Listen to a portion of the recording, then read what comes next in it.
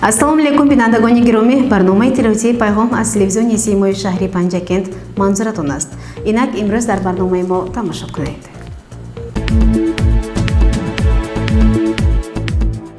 дар толори хурди мақомоти иҷроияи ҳокимияти давлатии шаҳри Панҷакент таҳти роҳбарии муовини аввали раиси шаҳр Муҳаммад Содир Сафарзода ситоди навбатӣ баргузор гардид. Таваҷҷӯҳ намоед ба гузориши нахустини барномаи телевизии пайғом.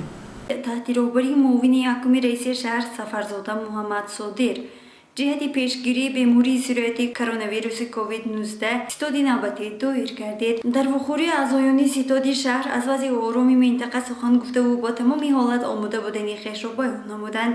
از جمله سرطبیب بیمارخانه مرکزی شهر سفرآو محمد مراد به سخن برآمده از وضع اپیدمیولوژی سخن گفته قید نمود که با وجود نبودن کرونا ویروس کووید 19 در شهر پنجکент ستادی دائم عمل کننده فعالیت داشته، آن به خانه‌های مردم رفته و به طور شبانه روزی عمل می‌نماید. همچنان تاکید کردید که هر شهروندی که از خارج به شهر داخل می‌گردد از معاینه طبی گذرانده می‌شود و اگر شهروندی خارجی باشد حتما 14 روز به کرانتین گرفته می‌شود. این زمان در مورد پیشگیری کننده همه روزه دوام دارد. اما چیزی که معین است همه روز از ساختارهای دختر ما معلومات گرفته ایستادن از ما از خود ساختارهای دختر شهری و خود ساختارهای دختر ولایتی پرسان شده ایستادن حالت سرحد حالت گشت خانگی چند تا ما بیمار معین میکنیم چند تا شهروندانی که از خارج کشور وارد شدن ما به شهر پنجکент آنها که تحت نظارت می باشند ما هر روز تا 14 روز نظارت کرده ایستادیم و شخصانی که ما امروز دریافت امروز گشت گذار خانگی کردیم 75 هزار شهروندان گشت خانگی میکنیم و شخصانی که مبتلای همین بیماری یعنی که نشانه همین بیماری هستند ما از طرف مرکز نظارت دولتی سانیتری اپیدمیولوژی تحلیل‌ها گرفته می‌شود. خود از سرحد خود در گذرها باشد و تحلیل‌ها رو ما حاضر تحلیل اکستریمالی است که اکسترینی و این حالت‌ها ما در خود این بیمارخانه‌ها در خود مرکز سلامتی و خود بیمارخانه سرایتی می‌گیریم استفاده حاضر ما با همون دستگاه PCR از طرف وزارت تندرستی و اجتماعی اهالی جمهوری تاجیکستان وارد گشت که این دستگاه حاضر با نزدیکی نصب میکنم در مرکز نظارت دولتی سانیتری اپیدمیولوژی و این برای نه تنها شهر پنجکент ناحیه عینی و کوهستان مشاکی برای معین کردن اون بیماری‌های سرایتی خیلی مفید میباشد. شهر پنجکент بیماری کووید 19 به قید گرفته نشده است و یگان خیلی ففت از طرف بیماری پنیمونیا و التهاب شش هم به قید گرفته نشده است. اینچنین با سوال‌های معاون یکم رئیس شهر وابسته به گذراندن واکسن بوبیف نسیم سردختر بیمارخانه مرکزی سلامتی گفت که عین زمان مرحله به مرحله به کارمندان و اهالی واکسن بر ضد کرونا ویروس کووید 19 گذرانده شده ایستاده است.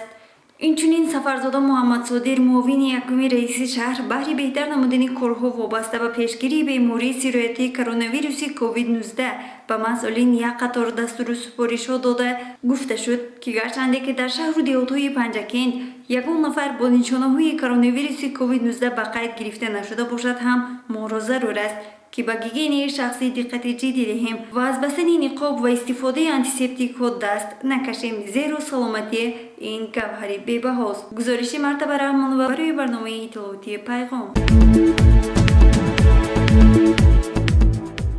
بخشنده برای وحدت ملی گروهی تبلیغاتی مقامات اجرایی حاکمیت دولتی شهر با افسران و عسکران قسم‌های نظامی ملاقات انجام دادند. با ادامه موضوع توجه نمایید.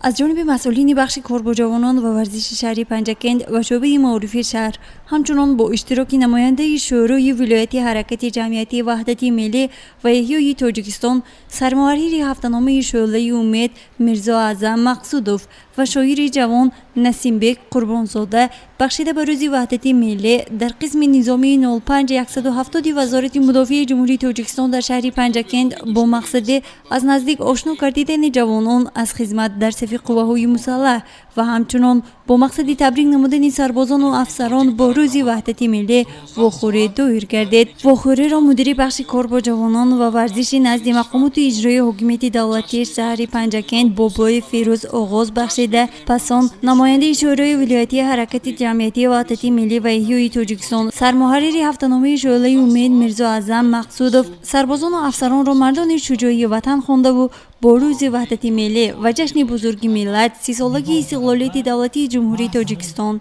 شاد باش گفت. صاحب استقلالی برای جمهوری تاجیکستان بسا هم گران افتاد. اگر جمهوری‌های سابق اتحاد شوروی سال 1990 با دیگر کردن ساختار دولتداریشان صاحب اختیار شده باشند، جمهوری تاجیکستان با پسی سر نمودن جنگ تحمیلی شهروندی صاحب استقلال شد. اگر این را ما در مثال ارتش ملی گوییم، ارتش ملی ما بعد برهم خوردن دولت ابرقدرت شوروی در زمین یک قسم حربی در ناحیه عینی تأسیس یافته بود و امروز این ارتش ما به چگونه یک ارتش پراقتدار تبدیل یافته است و سربازان و افسران و از جمله شما آماده هستید با چگونه قیمتی که نباشد منفعت ملی خودمان را سرزمین ما را از دست دشمنان داخلی و بیرونه حفظ کنید. جوانان حامیان وطن، از شما جوانانی که امروز در آستانه ختم مکتب قرار دارید و شاید شما دانشجو هستید، بسیار خواهش میکردم که به قدر همین نعمت بی‌بها به همین وحدت ملی به همین صلح و آسایش که امروز در کشور ما حکمران است و شرافت کوشش و زحمت های پیشوای معظم ملت ما حکمران است رسیده باشید، چون که فردای وطن، فردای تقدیر نسل ما کلانسال، نسل خلق تاجیک از شما، از شخصیت شما، از خدمت شما، از مهارت و ملکه شما وابستگی خیلی کلان دارد. و از جانب مقامات اجرایی حکومت دولتی شهر پنجکند بهر بالید خاطری سربازان برنامه کنسرت پیشکش گردیده و با اسکران قسم حربی 05170 از جانب بخش کار با جوانان و ورزش شهر توپ والیبال تقدیم گردید. پس از آن از دیدبانگاه سرعزم قسم حربی 0203 قشون‌های سرحدی کمیته دولتی امنیت ملی جمهوری تاجیکستان در شهر پنجکند دیدن نمودند و مهمانان را رئیس جماعت همراهی نموده و این دیداربینی با سلام حربی کماندر دسته آغاز بخشید. پس آن سربازان و افسران دیدبانگاه را نیز با آمد عید وحدت و جشن استقلالیت شاعر جوان تبریک نموده و بهر بالید خاطری سربازان شعر را قرائت نمود. بعد چند مدتی دیگر ما 30 سالگی استقلالیت را جشن میگیریم. بخشیده به وطن یک شعر میخونیم. خامه گیرم بر کف ز پی کاری وطن، همچو سرحدبانم فرد بیداری وطن. ز گرفتاری دل به گرفتاری گل، که گرفتاری گلم که گرفتاری وطن. با دلم از غم او سوزن در مانده است، میکنش از دل خود ز توی خاری وطن. تا کفی آب نخورد ز همان جوی درش، به نسازد درمان هیچ بیماری وطن. من از این خاک شریف پای نتوانم کند، چو سفیداری وطن، چو سفیداری وطن. باید تاکید نمود که ضمن واخوری مسئولین جهتی بلند برداشتن حس وطن دوستی و افتخار ملی جوانان، جلب آنها به خدمت حربی، تربیت درست و گرامی داشتن ارزش‌های ملی، صادق بودن به وطن و حفظ مرز و بوم کشور سخنرانی نموده. در ملاقات ولنتیاران بخش کار با جوانان نیز فعالانه شرکت نموده با سربازان بازی والیبال را به راه ماندند. در آخر از جانب مسئولین به سربازان و افسران دیدبانگاه مذکور لوازمات ورزشی سپرده شده برنامه فرهنگی برگزار گردید. گزارش مرتبه رحمانوه و خیام جورایف برای برنامه اطلاعاتی پیغام.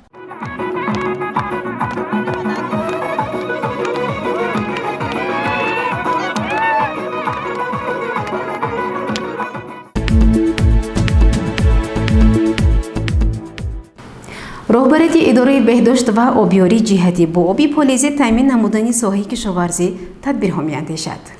бо мақсади шиносоӣ бо ҷараёни таъмини соҳаи кишоварзӣ бо оби полизӣ якҷобосардори идораи беҳдошти замин ва обиёрии ҳавзаи водии Зарафшон Қурбонмурод Усмонов аз иншоотҳои обрасонӣ дидан намуда бо коргарон зиёд дар тамос будем ва эҳсос намудем ки онҳо сарфи назар аз мушкилоти мавҷуда вобаста ба супоришҳои роҳбарияти мақомоти иҷроии маҳаллии ҳокимияти давлати шаҳр кӯшиши зиёд баҳри иҷрои вазифаи хизматӣ доранд. сардори идораи давлати беҳдошти замин ва обиёрии ҳавзаи дарёи Зарафшон Усмонов Қурбонмурод. соли ҷорӣ мо бо 11 адад ассотсиатсияи истифодабарандагони об барои таъмин намудани зиёда аз 16 000 гектар заминҳои шаҳри Панҷакен ва ноҳияи айнӣ шартнома бастем ва дар айни замон тавассути пойгоҳҳои обкашӣ ва каналҳои ҷорие ки дар мувозинаи мо мебошад бо оби полизӣ таъмин карда истодаем. дар аввали мавсим баъзе мушкилиҳо бо сабаби кам будани шохобҳои дарёи Зарафшон ба монанди моғиён дарё ва киштиёт дарё ва паст шудани сатҳи дарёи Зарафшон аз сабаби дар манбаъҳои боло паст будани ҳарорат баъзе мушкилиҳо буд. бо кӯмаки мақомоти ҷои ҳокимияти давлати шаҳри Панҷакен ва мувофиқат бо идораи кишоварзии шаҳри Панҷакен тавонистем ин мушкилиҳоро бартараф кунем. дар айни замон ҳамаи каналҳои хуҷорӣ ба монанди канали Марғидар, Тӯсанкорис, Эшон, Халифа Асан, Саразм ва Киштиёдак фаъолият карда истодааст, фаъолияти мӯътадил ва дебити оби манбаъҳо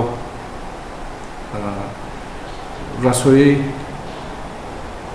ба ғарзи пойгоҳҳои обкашие ки дар мувозинаи мо аст фаъолият карда истоданд ва аз рӯи нақшаи корӣ мо ассотсиатсияи истифодабарандагони обро бо оби полизӣ таъмин намуда истодаем. дар асоси нақшаи корӣ лоиҳаи барқарорсозии ҳавзаи дарёи Зарафшон яке аз вазифаҳош ин дигар гунсозии сохтори идоракунии ҳавза буд ва бо ин мақсад фаъолияти мо ба дигаргунӣ дохил карда шуд.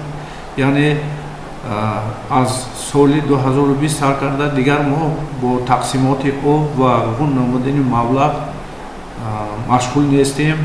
ин вазифаҳо ба дӯши ассотсиатсияи истифодабарандагони об вогузошта карда шудааст. ҳангоми мусоҳиба бо баъзе роҳбарони ассотсиатсияи обрасонӣ дарёфтем ки онҳо барои сари вақт пардохт намудани маблағи оби истифодашуда масъулияти зиёд эҳсос менамоянд. ман раиси ассотсиатсияи нишонсаранд ҷамоати диҳоти Саранд Султон Нарзуқулӣ мебошам.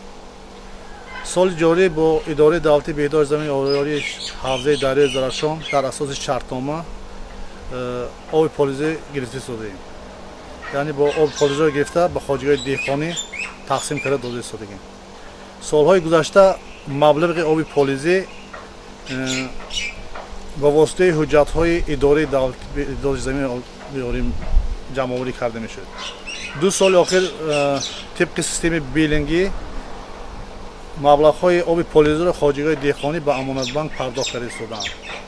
аз фурсат истифода бурда миннатдории худро ба раиси шаҳр расонданиам ки нисбати солҳои гузашта имсол обро нақсар таъмин карда истодаем. баробари ин қарзи баъзи ассотсиатсияи обрасонӣ боиси нигаронист ва дар ин маврид Қурбонмурод Усмонов чунин гуфт. дар айни замон қарзи умумии ассотсиатсияи истифодабарандагони об наздики 4 миллион сомониро ташкил медиҳад.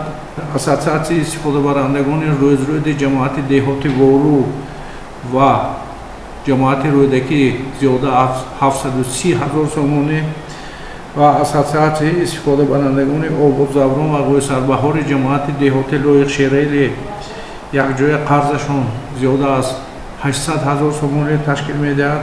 ба ғайр аз ин ассотсиатсияи истифодабарандагони суғдиёни ҷамоати деҳоти Костарош ки қарзи умумияш 800 000-ро ташкил медиҳад. ما با این اساتسیاسیون گفتگوزار داشتیم. نمیدونم با سبب‌های با ما نامعلوم همین قرض خودشون رو سری وقت پرداخت کرده نیستند. بغیر از این اساتسیاسیون هستند که در عین زمان با ما بسیار علاقه کاری خوب دارند و قرضشان نیست به مانند اساتسیاسیون استفاده برندگان مینور جماعت دهاتی چینور. وقتی که این اساتسیاسیون سری وقت قرض خودشون رو پرداخت نمی‌کنند، ما در نوبت خود نمیتونیم مزد مهنتی کارگران، انداز، فوند حفظ اجتماعی و مبلغ قرض برق استفاده شده رو سری وقت پرداخت نماییم. برای همین با اساتسیاسیون لازم است که اون مقدار آبی که آنها استفاده بردند سری وقت مبلغ آب استفاده شده رو پرداخت نمایند. بغیر از این اون دیگرگونی که در این سیستم از طرف لایحه گذرانده شد برای شفاف نمودن اون نمودن مبلغ دیگر باید خواجگی‌های دهقانی نه به کارگران خواجگی‌ها و نه به اساتسیاسیون مبلغ آب را دهند. خودشان توسط بانک امانتبند باید مبلغ آب استفاده شدهشون رو پرداخت نمایند که این یکی از عامل‌هایی که شفافیت در اون نمودن مبلغ می‌باشد. اگر اساتسیاسیون استفاده برندگان آب اون مبلغ قرضشون که زیاده از 4 میلیون سومانی رو تشکیل می‌دهد پرداخت نمایند، آینده تامینات آب پلیزی یگان نموده مشکلی نمی‌شود. حالا فصل گرما ایام است که زمین با آب پلیزی نیازی بیشتر دارد، زیرا تقدیر حاصل در بسیار مورد به وضع آبرسانی وابسته بود و همینطور وابسته است. این حقیقت عادی را در اداره بهداشت زمین و آبیاری حوزه وادی زرافشان خوب درک می‌نمایند. کاش چنین مسئولیت در اساتسیاسیون آبرسانی که قرض دارند همینطور باعث درک مسئولیت احساس کرده شود.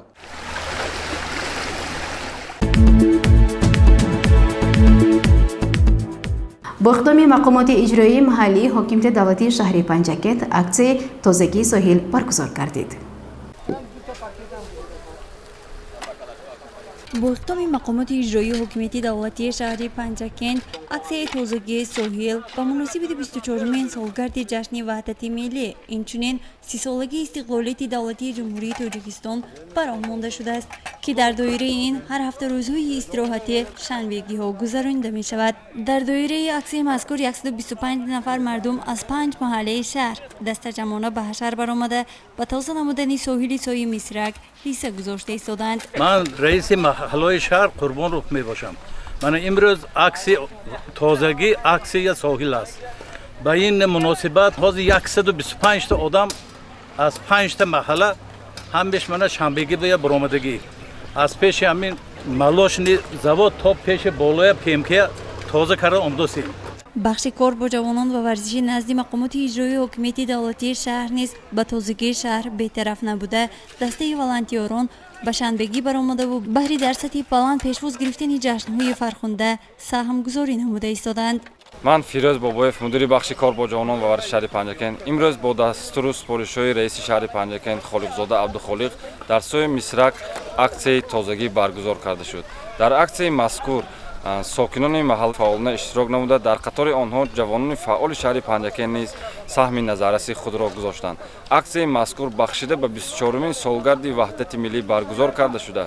در آینده نیز ما کوشش می‌نماییم که چنین اکسیون را در دیگر گوشه کنار شهر پنجکن برگزار نماییم و من نیز از فرصت مناسب استفاده برده از ساکنان محله سوی مسرک از دیگر ساکنان شهر و دیهات پنجکن احترامانه خواهش می‌نمایم که پرتوهای خود را در سایه کانال‌ها نیو بلکه در پرتوگاه‌ها پرتویند. اینچنین اعضایان تشکیلات ابتدایی حزب خلقی دموکراتی تاجیکستان از کالج طب شهر به اکسیون تازگی ساحل برآمدند. من آموزگار کالج طبی شهر پنجکن قمرов بهرزی ما همه اعضای حزب خلقی دموکراتی تاجیکستان همراه دانشجویان از طرف حزب خلقی دموکراتی تاجیکستان با مناسبت 30 سالگی استقلالیت دولتی جمهوری تاجیکستان برای آبادانی ناحیه همه وقت منتظم شنبگی تشکیل کرده ایستادیم.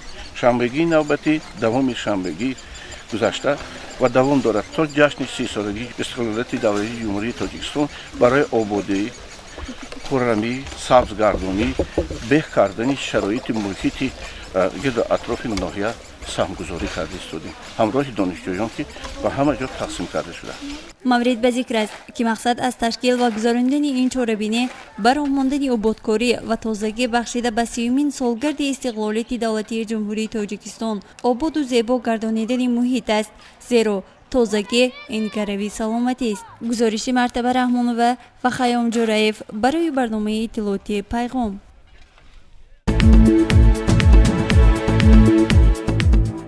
برنامه را ادامه می‌دهیم. کوچه بربادی مروزی پنجکند را امروز شناختن دشوار است، زیرا سیمای این منطقه شهر را زحمت اهلانه بیناکاران جمعیت سهام شکل کشاده اصل آباد و زیبا گردانید. با گزارش خبرنگاران ما توجه نمایید. تماشاچیان عزیز تلویزیون سیمای شهر پنجکند السلام علیکم. چون روزهای دیگر امروز هم کارمندان جمعیت سهام کشاده اصل برابری صبرانیت برای آبادی شهر باستانی پنجکند از جمله امروز برای آباد یعنی منفعل نمودن کوچه بربادی مروزی مشغولند. گزارش ما در همین باره. چند روز می شود که کوچه بربادی مروزی شهر پنجکند با عزم و تلاش بیناکاران جمعیت سهامی کشاده است به میدان ننگ و ناموس عرصه آبادانی سازندگی به استقبال 30 سالگی استقلالیت دولتی جمهوری تاجیکستان تبدیل یافته است. یک نظر سطحی کفایه بود درک نماید که اینجا بنیادکاران و آبادگران سرجم آمدند. آنهایی به هم آمدند که آبادی پنجکند که پاره از تاجیکستان صاحب استقلال به حساب می رود برایشان قرض و فرض است.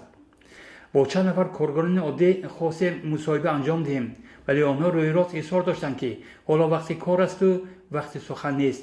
خیلی خوشایند و به مورد هم بود که به جای آنها ساکنان کسب و کار گوناگون، راننده ها، حتی صنعتکاران سخن گفتند که محتوایش عرض احترام بود به بنیادکاران جمعیت سهامی کشاده است و البته رئیس ولایت سوخت محترم رجبای احمدزاده.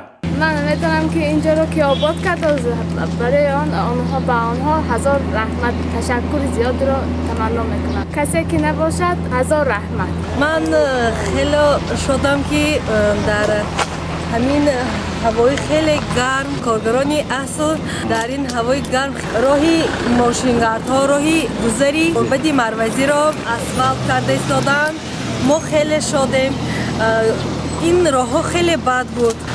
حاضر من خیلی میندارم به رئیس ولایت رجبای احمدزاده خیلی مینداری خود را و مینداری همه پنجکندی ها را میرسانم. خیلی تشکر زیاد. کاش که همه خیلی آبادی ها مین بدم دوام دهد، همه جا گل گلزار شود. خیلی مینداریم 30 سالگی را سزاوار استقبال گیریم. من صنعتکار، من میندارم که من این راه آباد شده است. من میندار خود را به رئیس ولایت رجبای احمدزاده میرسانم که من این شهر آباد شده است. تشکر زیاد از نام شهروندان، از نام ساکنان شهر پنجکند. کسی که این راه رو اسفالت کرد رحمت، ما خرسند، ما راننده خرسند. راهی ما اسفالت کردیم، چند سال اسفالت نبود. حاکم شهر ما رحمت، ما راننده هم ما خرسند شدیم که راه ما اسفالت شدیم. اسفالت توسط ماشین‌های کلان حجم دولن از سیخ استحصال این محصولات راهسازی از شهرک سوقدیان جماعت دیهات کاستراش آورده شده. هر یک راننده کوشش به خرج می‌دهد که سپارش‌ها را در این مورد سر وقت اجرا کند، زیرا نبض کار از همین عامل خیلی وابستگی کلان دارد. ترسنف جناب ما راننده من همین دولن ما همین اسفالت کشانده من همین شهر خودم رو آباد کرده ایستادگی و رئیس ولایت من هزار تشکر که مبلغ گذاری کردن که ما من همین کارهای کرده ایستادگی. این برای آبادی شهر خودم مقصد ما هم سزاوار پیشوازگیری 30 سالگی استقلالیت تاجیکستان برای همین من ما خدمت کرده ایستادگی. سر و لباسی سرور جمعیت سهامی کشاده از صدر اینیاتوف تا جای خاکساران و عادی بود که سرول او را در بین کارگران نشناختیم. از طرف دیگر شاید جهت خاکساری باشد که او سرول به مصاحبه راضی نشد و تنها در عرفه خوراک‌نی سروزی وقت یافت و با ما مصاحبه گردید. من دیرکتور جمعیت سهامی کشاده اصل اینیات صدلا. خیلی که میدانید تشریف رئیس ولایت سوخت در روز پیش که شدگی بود برای منفرس نمودن تعمیر کوچه های شهر پنجکین که زیاده 3 کیلومتر را تشکیل می‌دهد سپارش دادند و این کارها را عین حال تشکیل ساختمان ما اجرا کرده ایستاده است. این خرسندی مردم همین دیار حد و قدر ندارد. ما ساختمانچی هستیم، ما هم وقت کوشش میکنیم وظیفه کارهایی که با ما واسطه است با صفتی بلند به انجام رسانیم و کارهایی که ما اجرا میکنیم ما کوشش میکنیم که بعد چندین سالها برای مردم خرسندی و آبادی بیارد. ما عین حال در این کار زیاده از 30 نفر کارگران ما کار کرده ایستادند. کارگران ما با مزد مهنت هم وقت تامین هستند. خورد و خوراک ما کارگرایی که در اینجا با ما هستند با 3 وقت ما خورد و خوراکش تامین میکنیم. ما شکر میکنیم از این فضای صاف و بی‌غبار.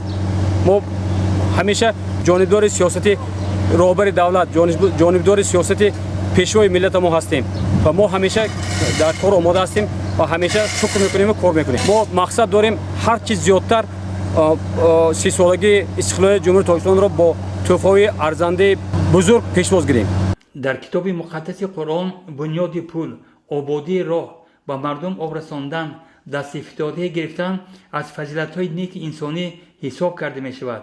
زیرا چنین کارهای خیر و عملهای ثواب باعث خوشنودی آدمان می گردد. اهل زحمت جمعیت سهامی گشاده است از همین قبیل انسانان که دائما با مردم خرسندی می آورند. راه بنیاد و راه آباد می نمایند. همان راهی که ما و شما را از یک منزل مراد به منزل دیگر مراد می رساند. یزدان خودمولانوف، اسماعیل خالوف برای پیغام.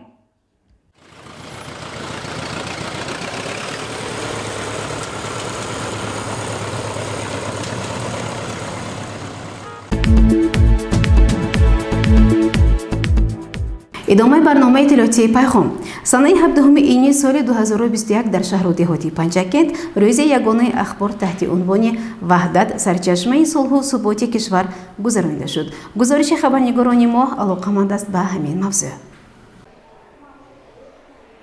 در تالار کتابخانه مرکزی شهر به نام عبید رجب روز یگانه اخبار در موضوع وحدت سرچشمه صلح و ثبات کشور بخشیده به افتخار 24مین سالگرد روز وحدت ملی و جشن 30 سالگی استقلالیت دولتی جمهوری تاجیکستان گذرانیده شد. در چاره‌بینی کارمندان کتابخانه مرکزی بخش فرهنگ و خوانندگان فعال کتابخانه اشتراک نمودند. در جمع آمد سرمتخصص کتابخانه مرکزی با مولای وزرینه درباره روز وحدت ملی و نقش اساسگذار صلح و وحدت ملی پیشوای معظم ملت پرزیدنت جمهوری تاجیکستان امامعلی رحمان بابت تامین فضای صلح و آسایش در کشور سخن گفت.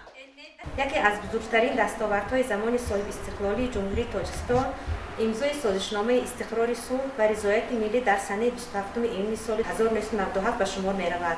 خوشبختانه اساسگذار صلح و وحدت ملی پیشوای ملت پرزیدنت جمهوری تاجیکستان امامعلی رحمان در یک مدت خیلی کوتاه طرفهای درگیر را به هم آوردند، مردم گریزه را به وطن برگرداندند، در کشور صلح و ثبات و رشد و ترقیات را تامین نمودند. به شرافت وحدت ملی خلق تاجیک موجودیت تاریخی خود را احیای نو بخشیده به بنیاد دولتداری ملی آغاز نمود.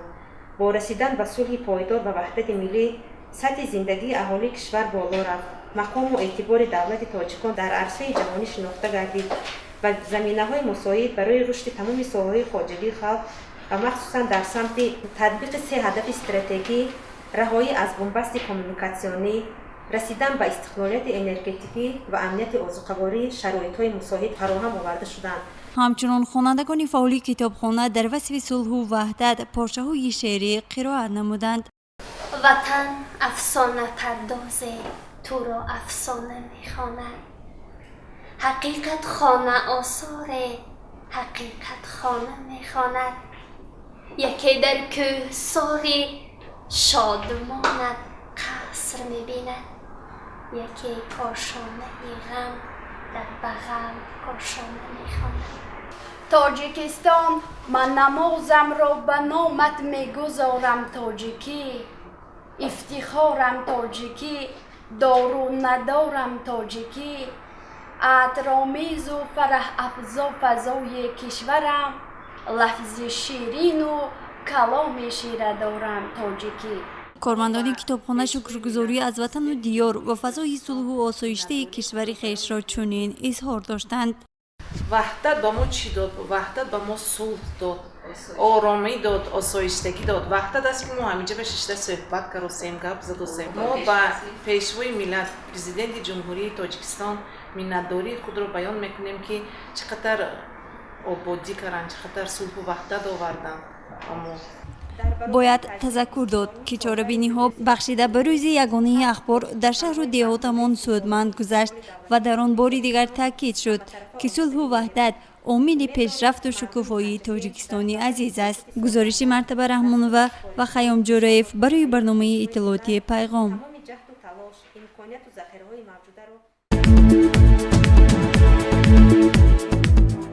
در عرفیات خوب گفتند که یار اهل باشد کار سهل. ساکنان دهه خمیرتپه جماعت دهاتی خلیفه حسن روزگار خود را زیر همین شعار براه مانده. صرف نظر از بعضی مشکلی ها کوشش دارند که جشن خجسته دولت و ملت 30 سالگی استقلالیت دولتی جمهوری تاجیکستان را سزاوار استقبال کردند. در سالهای صاحب استقلالی کشور عزیزمان تاجیکستان در شهر دهاتی پنجکن نیز کارهای آبادانی سازندگی بنیادکاری ادامه دارد و یکی از منطقه‌هایی که در این موبت انگشت‌نما هست این محله خمیرتپه جماعت دهاتی خلیفه حسن به حساب می‌رود. حالا ما در این منطقه قرار داریم. گزارش ما انیق‌تر از برنامه ما از همین محله برای شما تقدیم می‌گردد. مسئولان جماعت دهاتی خلیفه حسن، رئیس جماعت ارکین خوشحالزاده یکجا با فعالان برای سزاوار پیشواز گرفتن جشن 30 سالگی استقلالیت دولتی جمهوری تاجیکستان تدبیرهای ضروری را عملی می‌گردانند. اینجا خوشنودی از آن دارند که صرف نظر از همه دشواری‌ها چند سال آخر در دهه کارهای مشخص آبادانی انجام دادند. مهمتر از آن در دهه به هم آمدن و حشرهای آبادانی تشکیل نمودن، از یک گریبان سر برآوردن و از مشکل‌ها نهراسیدن، شکرگزار از فضای صلح و وحدت بودن و اعتقاد و احترام زیاد به پرزیدنت کشور محترم امام رحمان داشتن به رکن عادی روزگاری مردم تبدیل یافته است. همین گونه محتوا داشت سخنرانی یکی از فعال زنان دهه با اونی که مشکل ناپسند است و با آینده نیک باوری دارد. من خالاوه سویره ساکن محله خمیرتپه جماعت دهاتی خلیفه حسن. سالهای 1991 همین اچسکه‌های نزد حولگی را سابق کلخوزی کرلا مرکز به مردم تقسیم کرد. 40 هکتار و 500 خواجگی. ما آمدیم به نهایت خرسند بودیم که به ما زمین دادن و تا حال حرکت میکنیم که برای آبادی همین وطن سهم خودم میگذاریم.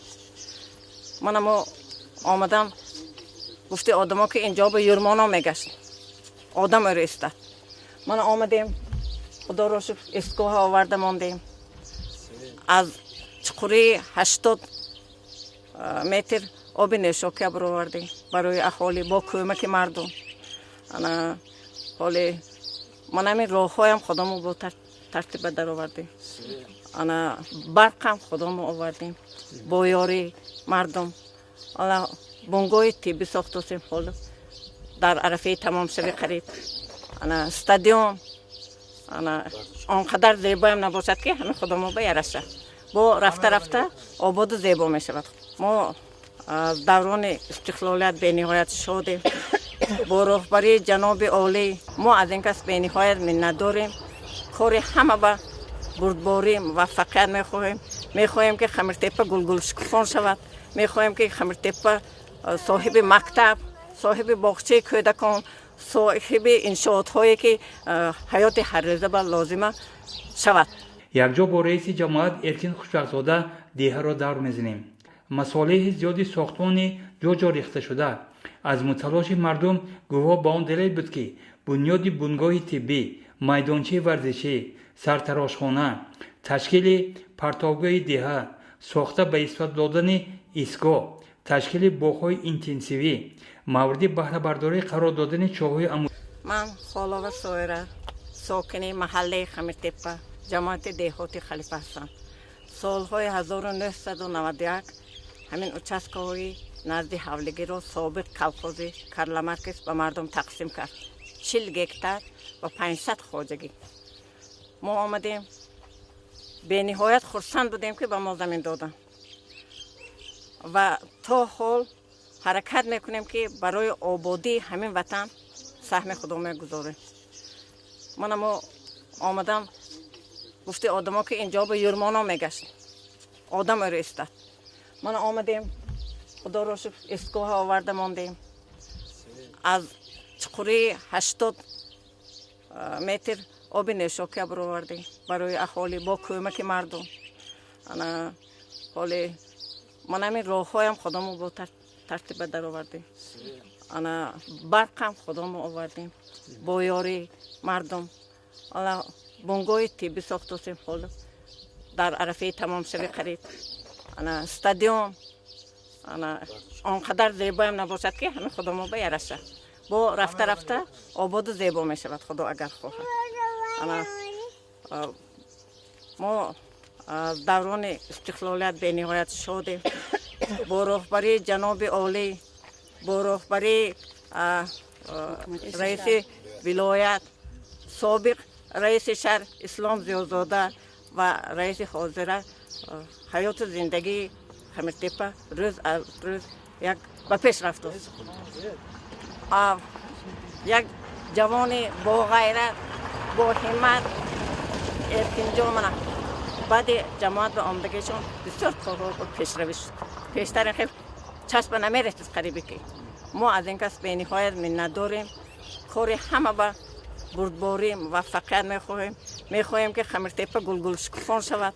میخواهیم که خمیرتپه صاحب مکتب، صاحب باغچه کودکان، صاحب انشاءات هایی که حیات هر روزه به لازمه شود. و ما کمتر توجه، کمتر دستگیری، کمتر مهربانی لازم. و چند اقدام‌های نیک دیگر بیشک اجرا شوندند. من خوشبخت‌زاده یکینجان رئیس جماعت داود خلیفه حسن میباشم. از سال 2017 تا این جانب رئیس شده به جماعت کار میکنم. سپارش‌های راهبر دولت محترم جناب عالی مولانا رحمان، سپارش‌های رئیس شهر که باغ‌های اینتنسیو برای همون ما هم زمینه قریب که 2 هکتار زمینه تیار کار موندگی برای نهال آوردن گفتگو شده از دولت همسایه کشور ازبکستان. ماهای نوامبر با خدا خواهد پررگی 2 هکتار باغ اینتنسیوی تشکیل میشد اینجا. هنگام صحبت با مردم خاصه بانوان دوراندیش و مهنت‌دوست دیه دریافتیم که ایشان با آینده نیک و آباد دیه باور دارند و امید هم میکنند که راهبرت در همه سطح آنها را بابت کارهای آبادانی سازندگی بخشیده به 30 سالگی استقلالات دولتی جمهوری تاجیکستان البته دستگیری خواهند کرد. بینندگان گرامی یادآور میشویم که برنامه الهیده از روزگاری مردم این دهه نمایش داده می شود. тамошобини гиромӣ ҳоло бошад ба як хушхабари варзишӣ таваҷҷӯҳ намоед. чанде пеш дар маҷмӯаи варзишии шаҳри кӯлоб ба истиқболи 30-солагии истиқлолияти давлатии ҷумҳурии тоҷикистон мусобиқа оид ба дуҳарбаи вазнбардорӣ дар доираи бозиҳои варзишӣ тоҷикистон 2021 баргузор гардид ки дар он зӯртарин вазнбардорони кишвар аз душанбе, бухтар, кӯлоб, ваҳдат, панҷакент ва истиқлол ширкат варзиданд. устоди варзиши иттиҳоди шӯравӣ, собиқадори варзиши тоҷик Сино Рофиеви 70 сола маҳорату малакаи баланд нишон дода миёни устодон сазовори унвони чемпиони бозиҳои варзишии Тоҷикистон 2021 гардид. медали тилло бо ифтихорномаи кумитаи корбоҷавонон ва варзиши назди ҳукумати ҷумҳурии Тоҷикистон дар арафаи зодрӯзаш дар вазъияти тантанавӣ супорида шуд.